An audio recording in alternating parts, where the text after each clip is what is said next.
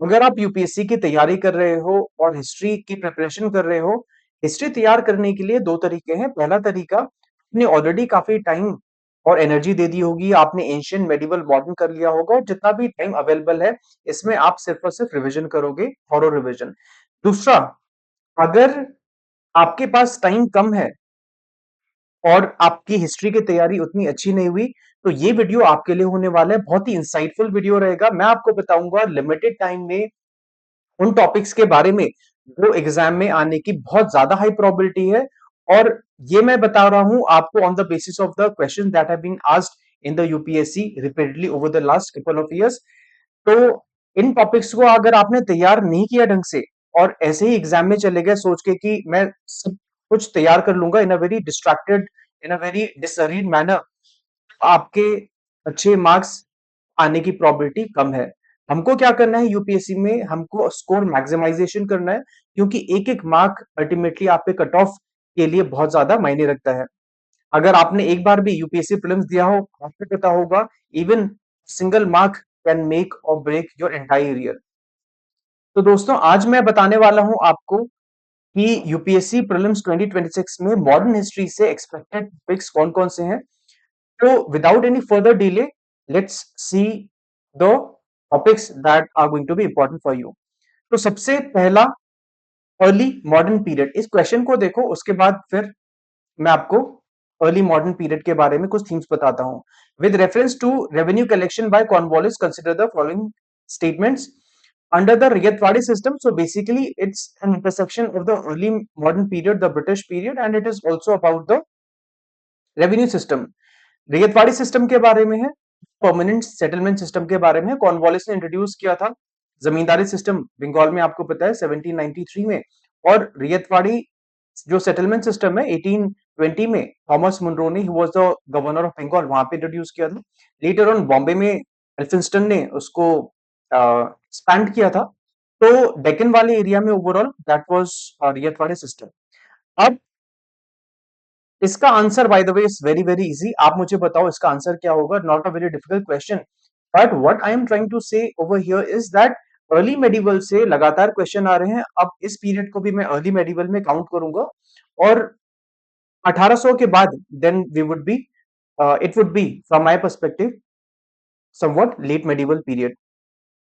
कौन कौन से टॉपिक्स हैं अर्ली मेडिवल पीरियड से? सबसे पहले एडवेंट ऑफ द यूरोपियंस।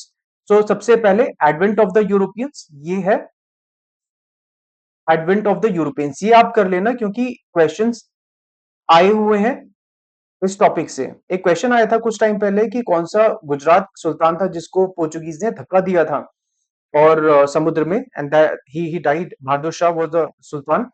एक और क्वेश्चन था कि कृष्णदेव राय ने भटकल जो फोर्ट है वो किसे दिया था? कृष्णदेव राय ने the emperor of the Vijayanagara empire, so it was the Portuguese. तो क्वेश्चन दोस्तों आ रहे हैं यहाँ से लगातार, क्योंकि पहले ये वाले टॉपिक से जो एडवेंट ऑफ द यूरोपियंस है, ये स्टार्टिंग का जो पीरियड है, क्वेश्चन जनरली नहीं आते थे, इग्नोर किया जाता था, फोकस सिर्फ और सिर्फ इंडिपेंडेंस मूवमेंट पे हुआ करता था। लेकिन अभी थोड़ा सा हमको ट्रेंड में चेंज होता दिख रहा है। तो आप क्या करना, आप जितने भी यूरोपियंस आए हैं एक बार उनके बारे में पढ़ लेना। For example you start with the Portuguese, so सबसे पहले पोर्चुगीज के बारे में पढ़ लेना, followed by the next people.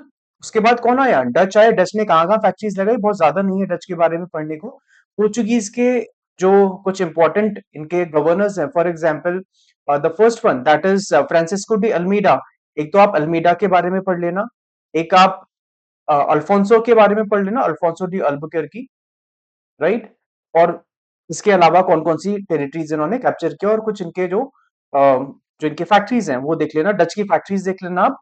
Dutch के बाद then English, the most important player यहाँ पे।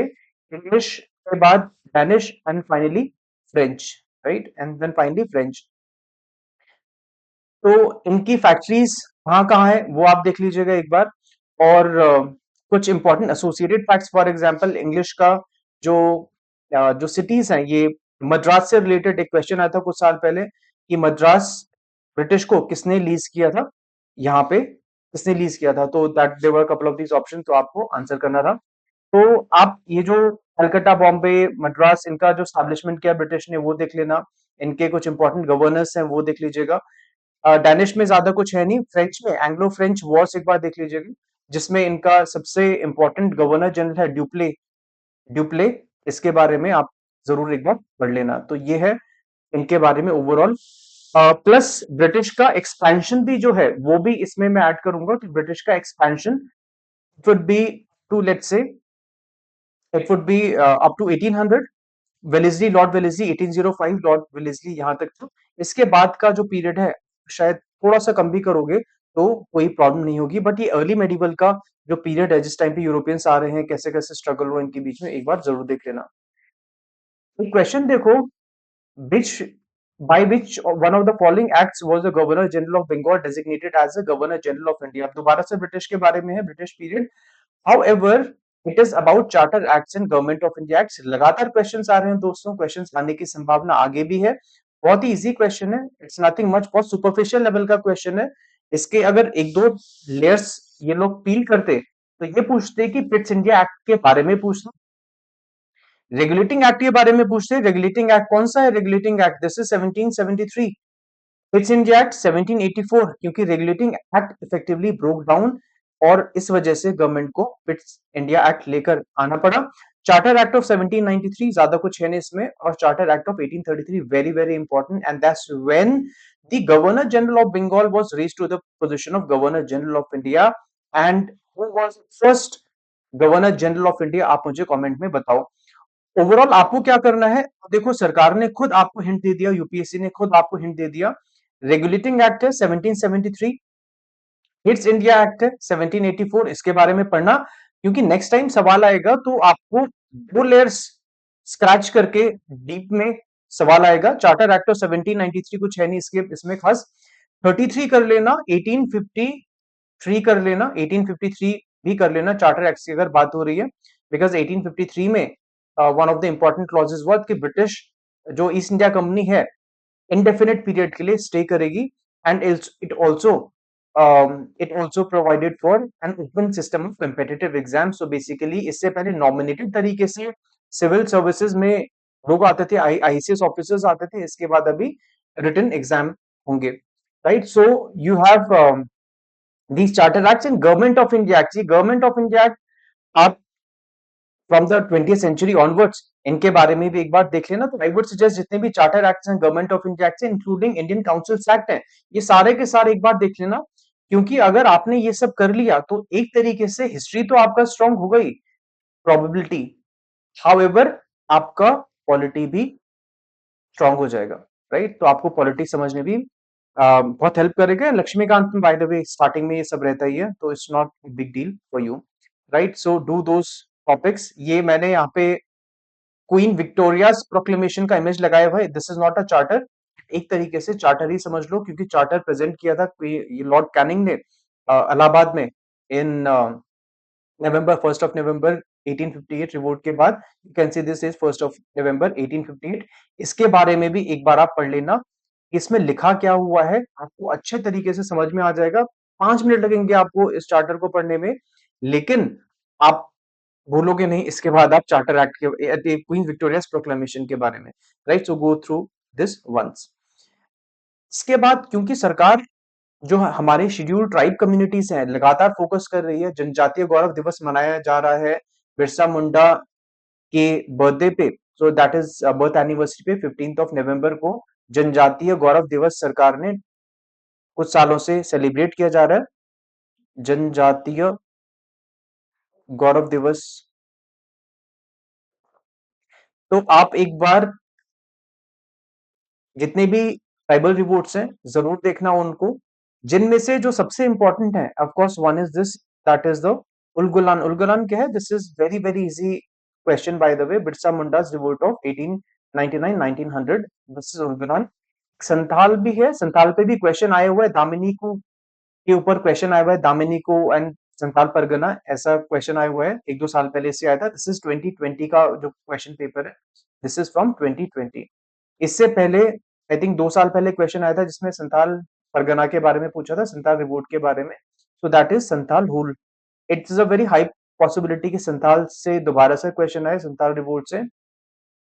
तो आप संथाल कर लेना, आप मुंडा कर लेना, and as far as the tribal movements are concern, you can also do one more, that is Kol mutiny. क्योंकि दोस्तों फ्रैंकली स्पीकिंग मैं आपको बताऊं बहुत सारे रिवोल्ट्स हैं, सब करने की जरूरत नहीं है। Do some of them selectively, जिसकी प्रोबेबिलिटी ज्यादा है, जिसके बारे में हमारे पास जो फैक्ट्स हैं, तथ्य हैं, थोड़ा सा ज्यादा है। बहुत सारे रिवोल्ट्स ऐसे हैं जिसमें hardly we have any information about them. So this is an image from the Santhal rebellion, the most widespread of all the rebellions। काफी सारे फैक्ट्स हैं इसके बारे में, just don't miss those fact, क्योंकि अभी नेक्स्ट टाइम जो question आएगा संथाल रिवोल्ट से, वो ये नहीं पूछेंगे कि इसके लीडर्स का नाम बताओ, Sidho and Kanhu, right. So they are not going to ask the names, they are going to ask deeper questions इसके बारे में थोड़ा सा हटके, राइट। गांधीयन मूवमेंट्स, लगातार क्वेश्चंस आ रहे हैं, लास्ट ईयर ही सीधा सीधा दो क्वेश्चंस आए थे गांधीयन मूवमेंट से, so very very easy once.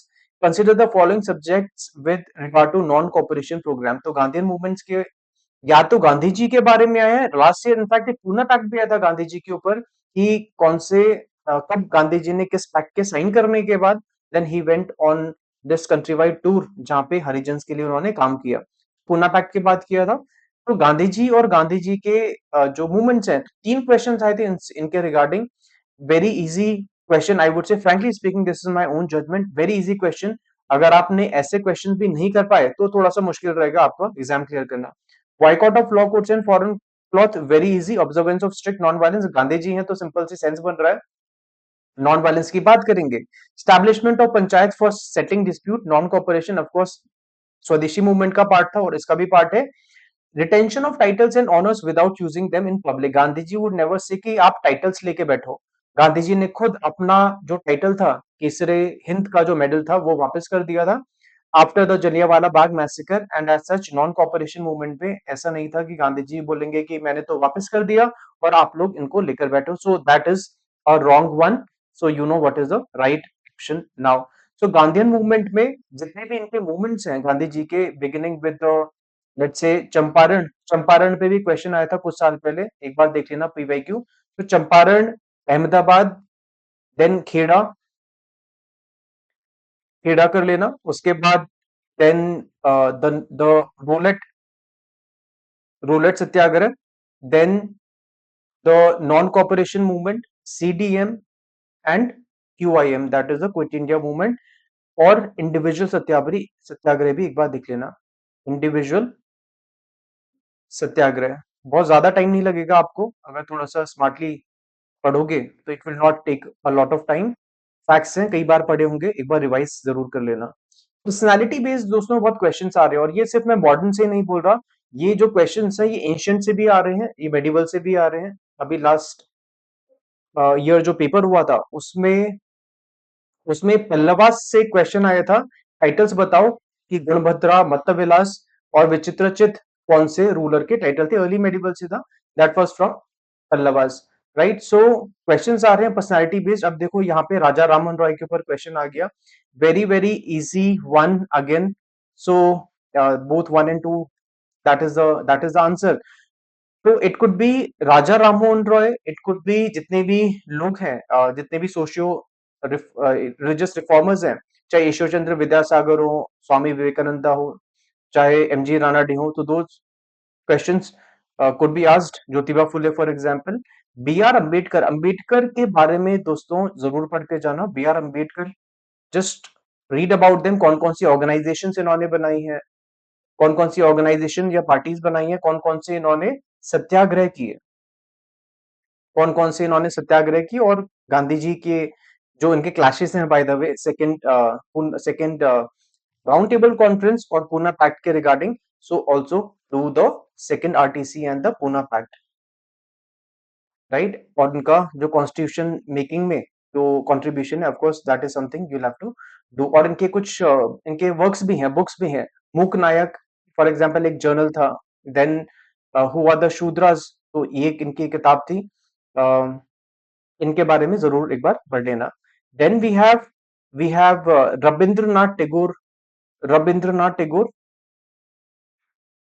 इनके बारे में आप पढ़ लेना, इनके शांति निकेतन के बारे में, इनके कंट्रीब्यूशन के बारे में, टैगोर फैमिली के बारे में, by the way Dwarkanath Tagore, Debendranath Tagore, Satyendranath Tagore, Rabindranath Tagore, Rabindranath Tagore, इन सब के बारे में एक बार जरूर पढ़ना है। And who can forget the great Subhash Chandra Bose, Bose के बारे में डेफिनेटली आप पढ़ के जाना। तो ये पर्सनैलिटी सेंट्रिक क्वेश्चंस आ रहे हैं। अगर आप पेपर देखोगे, मैंने सिर्फ एक को यहाँ पे एग्जाम्पल दिया है, बहुत सारे आपको ऐसे एग्जाम्पल्स मिल जाएंगे जहाँ पे पर्सनैलिटी सेंट्रिक क्वेश्चंस आ रहे हैं। तो ये टॉपिक्स आप कर लोगे, फिर कॉन्फिडेंट फील करोगे।